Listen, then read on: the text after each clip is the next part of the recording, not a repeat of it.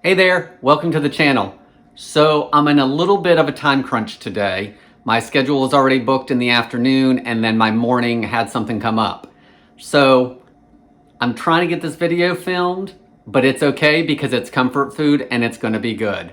Today I'm gonna make my version of chicken soup. This recipe changes a little bit each time I make it, depending on what I have in the house for produce or fresh herbs. So I will link below to the recipe that I typically use most often. There also may or may not be potatoes in it if I have time to peel those up. I've got a couple that need to be used. Tara doesn't really like potatoes in her soup. I do on and off, just depends. So stay tuned to see if those make it in the soup or not. In any case, I'm Jamie with SavorySaver. I share gluten-free recipes, tips, tricks, and resources to make your gluten-free lifestyle easier.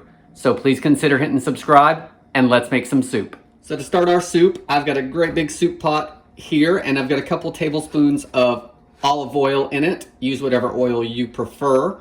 I've got it heating just over medium heat. I like to saute my vegetables first and give them a head start so it doesn't take as long to cook overall. So let's add those to the pot. I've got one great big onion that I've chopped.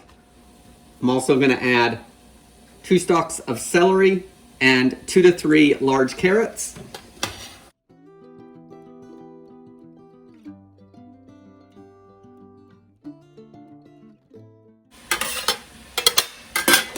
Since those are in there, let's saute it for 5 to 8 minutes or so, just until they start to soften a little bit.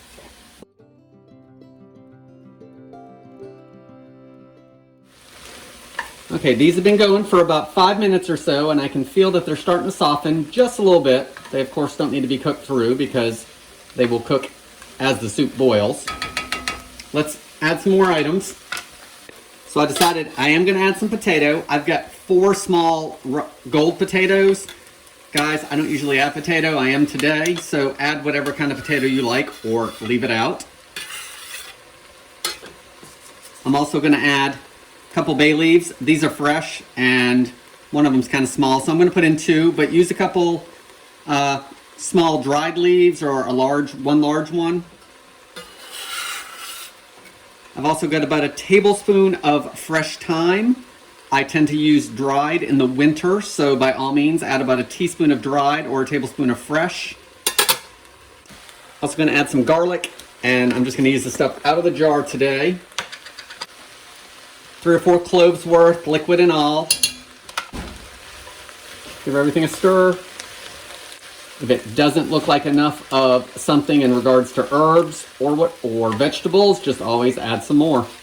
Which I think I'm going to add a little bit of dried thyme because now that I'm stirring it around, it doesn't look like a whole lot.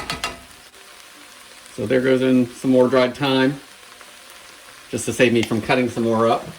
I'm going to add some salt and pepper, but I'll add more later if I need to, because the chicken stock will have some in it.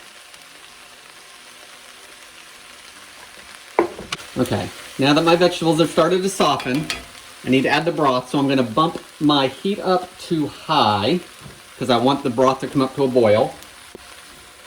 I'm using homemade chicken stock today. I'm going to use about 8 cups and see where we're at. Most of the time I will use Better Than Bouillon or Tones, as long as it's gluten-free, but I happen to have my own right now. And I say 8 to 10 cups because I'm just going to pour it until it's almost at the top.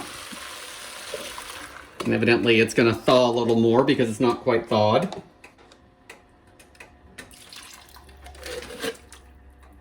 So now that our broth is in there, I need to get it up to a boil, and I'm going to put a lid on it to help that along, even though this looks like it's melting pretty good. So we're going to get a lid on it. We're going to bring it to a boil. I'll reduce it to a simmer and cook it anywhere from 20 to 30 minutes, just until the vegetables are all tender. So let's put a lid on that. You can't have chicken soup without chicken. So what I usually do is, if we have chicken in the freezer that's already cooked from either a roasted chicken or a rotisserie chicken, I'll use that. When I don't have that, I cook up about 1 pound to 1.5 pounds of chicken breasts. Then I shred it and I'll just put it in to warm through. That way there I know the chicken's cooked, and it makes it a little quicker when it's time to actually make the soup. I don't have to worry about the chicken being done. So I'm gonna shred this up while this heats up and cooks, and then we'll be back and we'll finish up the soup.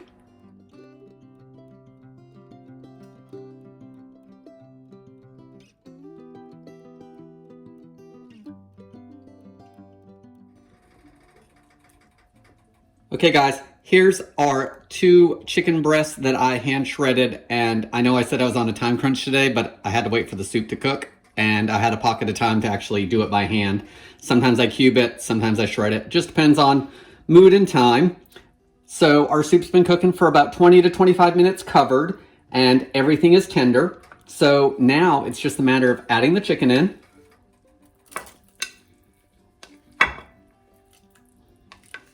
Give it a stir so it warms back through. It only takes a couple minutes because it's already cooked. I like to stir in some fresh parsley at this point if I have it. If not, a lot of times I will add dried parsley with the rest of the herbs earlier when we added those. And at this point, your gluten-free chicken soup is done. It's loaded with chicken and vegetables. Let's grab that bay leaf so we don't lose it. There's one more in here, so we'll see if I find it. But guys, it's done cooking. It's ready to eat. It didn't take that long. I do this differently every time I make it. Guys, thank you so much for watching. Please leave me any comments below. Please consider subscribing, and I hope to see you on the next video.